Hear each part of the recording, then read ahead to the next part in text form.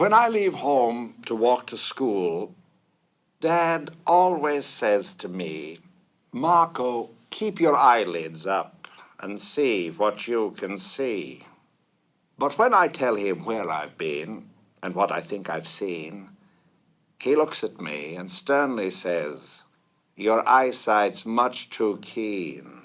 Stop telling such outlandish tales. Stop turning minnows into whales. Now what can I say when I get home today? All the long way to school and all the way back, I've looked and I've looked and I've kept careful track. But all that I've noticed, except my own feet, was a horse and a wagon on Mulberry Street. That's nothing to tell of. That won't do, of course. Just a broken-down wagon that's drawn by a horse. That can't be my story. That's only a start.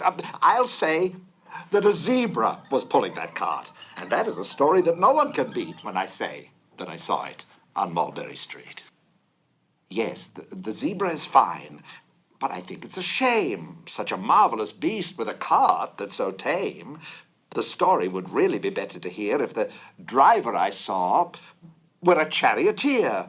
A gold and blue chariot, something to meet, rumbling like thunder down Mulberry Street. No, it won't do at all. A zebra's too small. A reindeer is better. He's fast and he's fleet, and he'd look mighty smart on old Mulberry Street. Hold on a minute. There's something wrong. A reindeer hates the way it feels to pull a thing that runs on wheels. He'd be much happier instead if he could pull a fancy sled.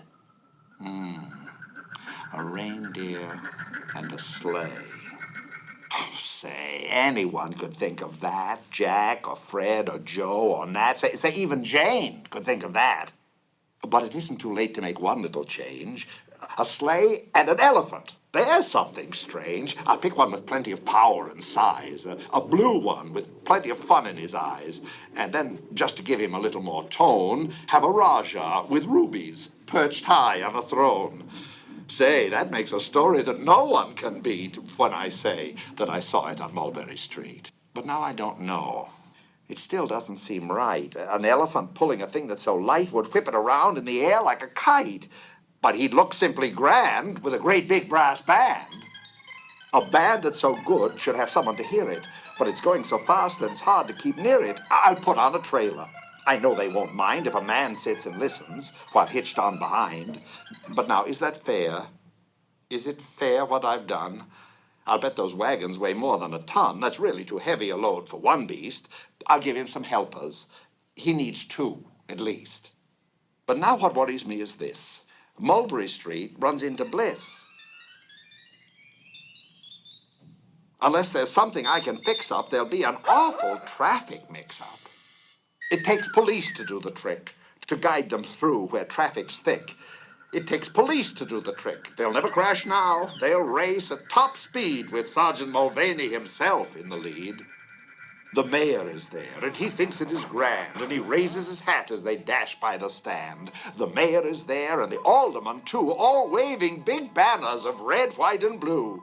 And that is a story that no one can beat when I say that I saw it on Mulberry Street. With a roar of its motor, an airplane appears and dumps out confetti while everyone cheers. And that makes a story that's really not bad, but it still could be better. Suppose that I add a Chinaman who eats with sticks, a big magician doing tricks, a 10-foot beard that needs a comb. No time for more, I'm almost home.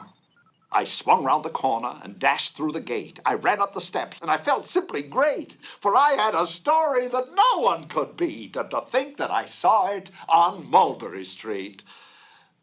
But Dad said quite calmly, just draw up your stool and tell me the sights on the way home from school. There was so much to tell, I just couldn't begin. Dad looked at me sharply and pulled at his chin. He frowned at me sternly from there in his seat. Was there nothing to look at? No people to greet? Did nothing excite you or make your heart beat? Nothing, I said, growing red as a beet.